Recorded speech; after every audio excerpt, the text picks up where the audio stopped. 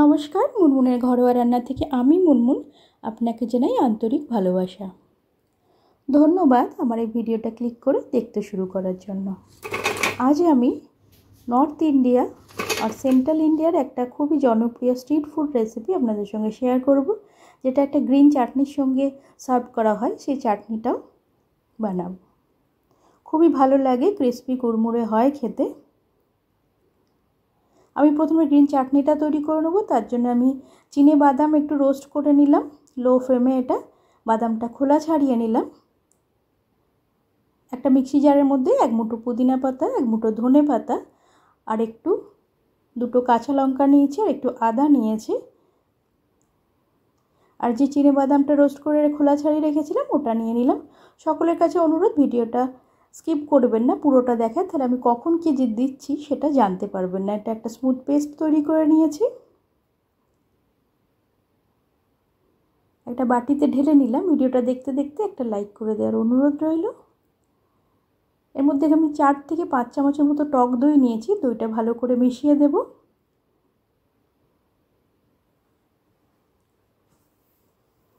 Half চামচের মতো চিনি দেব। অল্প একটু চাট মশলা দেব, স্বাদ মতো নুন দেব। এটা একটা টক ঝাল মিষ্টি চাটনি তৈরি হয়। গ্রিন চাটনিটা তৈরি করে রাখলাম।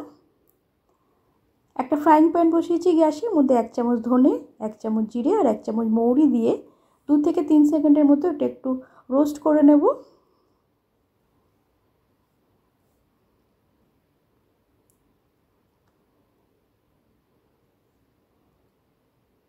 এটা একটু থেতো করে নেব। একদম পাউডার করব না, গ্র্যানুলস ফর্ম থাকবে, একটু দানা দানা মতো থাকবে, এরকম অবস্থা পর্যন্ত করব। এটা দেখুন এরকম মতো থাকবে, একটু দানা দানা থাকবে, মুখে পড়বে, খেতে খুব ভালো লাগে। একটু রোস্ট করা হয়েছে তাহলে এর ফ্লেভারটাও অনেকটা ইনহ্যান্স হয়ে গেছে, খুব ভালো লাগে এটা খেতে। এখানে আমি মুগের ডাল নিয়েছি। ডালটা 2-3 বার জল পাল্টে ধুয়ে 6 ঘন্টার মতো জলে ভিজিয়ে রেখেছিলাম। আপনারা চাইলে ওভারনাইটও ভিজিয়ে রাখতে পারেন। জল থেকে তুলে জল ঝরিয়ে নেব এবার।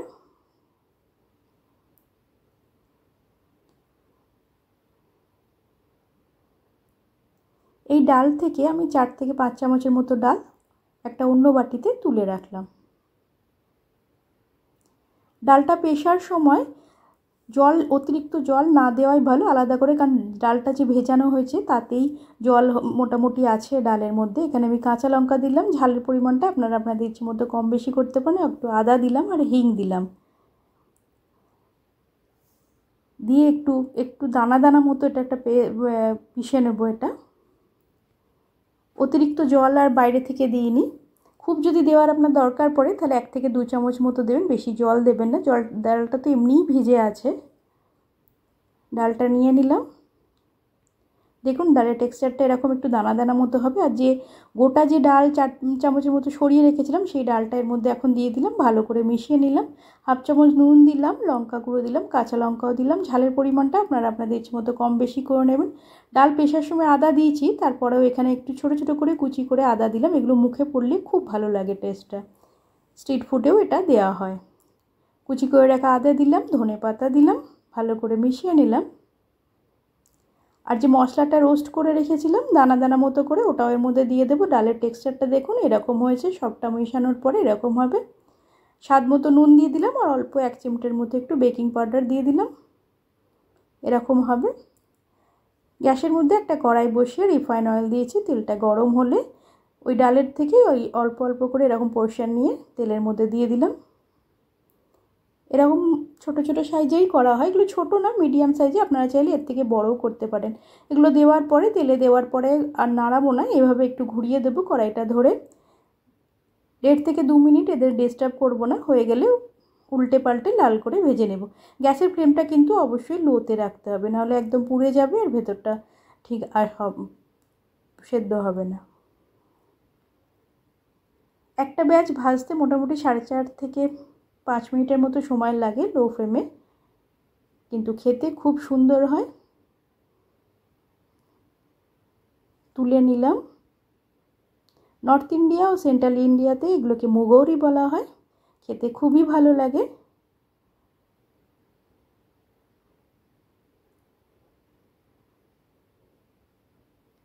আর একটা ব্যাচও এভাবে করে নেব। সমস্ত মুগরিগুলো এভাবে ভেজে নেব লো ফ্লেমে উল্টে পাল্টে।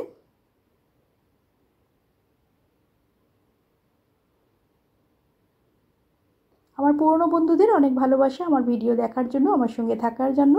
এভাবেই আমার সাথে থেকো, আমিও তোমাদের সাথে আছি। সবগুলো তুলে নিলাম। ওপরের টেক্সচারটা দেখুন, যে গোটা গোটা ডালগুলো আছে এগুলো তেলে ভাজা হলে একদম কুরকুরে লাগে খেতে। মুগরির মধ্যে যে কুরকুরে ব্যাপারটা আসে সেটাই গোটা ডালগুলো দেওয়ার জন্য এগুলো উপর থেকে কুরকুরে লাগে আর ভেতরে এরকম নরম মতো লাগে খেতে। খুবই সুন্দর হয়, টেক্সচারটা দেখে বুঝতে পারছেন।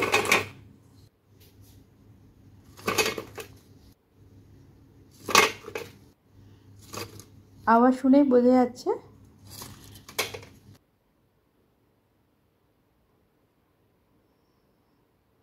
উপর থেকে কুরকুরে আর ভেতরে একদম নরম, সুন্দর, এত সুন্দর ফ্লেভার দেওয়া আছে, খুব ভালো লাগে গ্রিন চাটনির সঙ্গে খেতে। খুব বেশি কিছু জিনিসও লাগে না, খুব ইজিলি তৈরি হয়ে যায়। আমি এখানে কিছু কাঁচা লঙ্কা নিয়েছি, মধ্যেখান থেকে একটু চিড়ে নিলাম, কাট বসিয়ে দিলাম।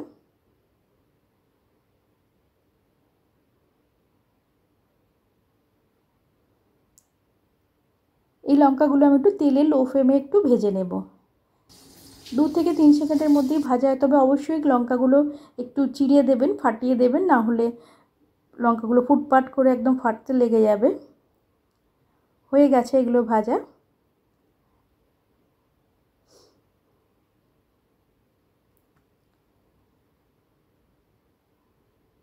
এর মধ্যে আমি একটু চাট মশলা আর নুন দেবো।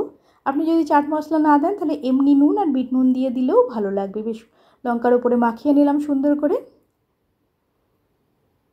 আর যে গ্রিন চাটনিটা বানিয়েছি ওটা নিয়ে নিলাম। আমার দইটা খুব টক আছে তাই আর আমি লেবু দিইনি। আপনারা যে দইয়ের টকটা বুঝে চাইলে ওপর থেকে লেবুও দিতে পারেন। টক ঝাল মিষ্টি এই গ্রিন চাটনিটা তৈরি হয়। ওপর থেকে একটু চাট মশলা মুগরির ওপর দিয়ে দিলাম। এইভাবেই সার্ভ করা হয় গ্রিন চাটনি। আর এরকম লঙ্কাকে ভাজা সঙ্গে মুগরি, ওপর থেকে একটু চাট মশলা দিয়ে খবরের কাগজে মুড়ে দেওয়া হয়, যে পাতা হয় পাতাতে দেওয়া হয়। খুবই জনপ্রিয়, খুব ভালো লাগে খেতে। কমেন্টের মাধ্যমে জানাবেন আমার আজকের এই রেসিপিটা আপনার কেমন লাগলো। যদি ভালো লেগে থাকে একটা লাইক আর বন্ধুবান্ধবদের মধ্যে শেয়ার করার অনুরোধ রইল। আপনি যদি এখনও চ্যানেলটা সাবস্ক্রাইব না করে থাকেন, চ্যানেলটা সাবস্ক্রাইব করে পাশে থাকা বেল আইকনটা প্রেস করে নিচে অল অপশানটা ক্লিক করলে আমি যখনই কোনো নতুন রেসিপি আপলোড করব আপনার কাছে নোটিফিকেশান পৌঁছে যাবে, আপনি সেটা সবার আগে এনজয় করতে পারবেন। প্লিজ চ্যানেলটা সাবস্ক্রাইব করে পাশে থাকার অনুরোধ রইল। খুবই ভালো লাগে কুড়মুড়ে ক্রিস্পি মুগরি খেতে। ওখানে তো এগুলোকে মুগরি বলা হয়, মুগের ডাল দিয়ে এই পকোড়াগুলো খুব ভালো লাগে। ওপরে যে গোটা গোটা মুগের ডালগুলো দেওয়া হয় তার জন্য উপরটা খুব কুরকুরি লাগে খেতে।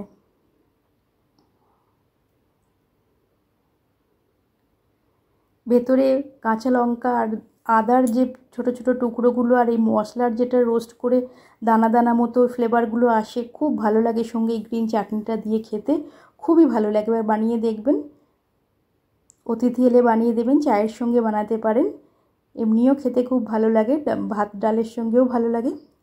আপনাদের অমূল্য সময়ের মধ্যে থেকে সময় বার করে রেসিপিটা দেখার জন্য অসংখ্য ধন্যবাদ। আগামী দিনেও আপনাকে পাশে পাবো এই আশা রাখছি। আজ এ পর্যন্ত, নমস্কার।